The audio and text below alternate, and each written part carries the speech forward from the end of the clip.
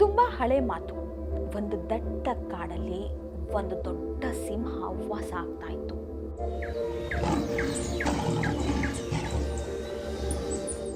ಸಿಂಹನ ನೋಡಿದ್ರೆ ಕಾಡಲ್ಲಿರೋ ಎಲ್ಲ ಪ್ರಾಣಿಗಳು ಥರಥರ ಅಂತ ನಡುಗ್ತಾ ಇದ್ವು. ಸಿಂಹ ದಿನ ಕಾಡಿನ ಪ್ರಾಣಿಗಳನ್ನ ಬೇಟೆಯಾಡಿ ಹೊಟ್ಟೆ ತುಂಬಿಸ್ಕೊಳ್ತಾ ಇತ್ತು. ಒಂದು ದಿನ ಏನಾಯಿತು ಅಂದರೆ, ಪೂರ ಕಾಡು ಸುತ್ತಿದ್ರು ಸಿಂಹಕ್ಕೆ ಒಂದೇ ಒಂದು ಶಿಕಾರಿ ಕೂಡ ಸಿಗಲಿಲ್ಲ. ಸುತ್ತಿ ಸುತ್ತಿ ಸಂಜೆ ಆಯಿತು. ಹೊಟ್ಟೆ ಹಸಿವಿಂದ ಸಿಂಹ ಕಂಗಾಲಾಗಿ ಹೋಗಿತ್ತು. ಆಗ ಆ ಸಿಂಹಕ್ಕೆ ಒಂದು ಗುಹೆ ಕಾಣಿಸುತ್ತೆ.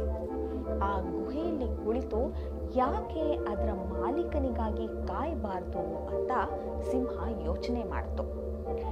ಗುಹೆಯಲ್ಲಿ ಯಾವುದೇ ಪ್ರಾಣಿ ವಾಸ ಮಾಡ್ತಾ ಇದ್ರೂ ಸಂಜೆ ಒಳಗೆ ಅದರೊಳಗೆ ಬಂದೇ ಬರುತ್ತೆ.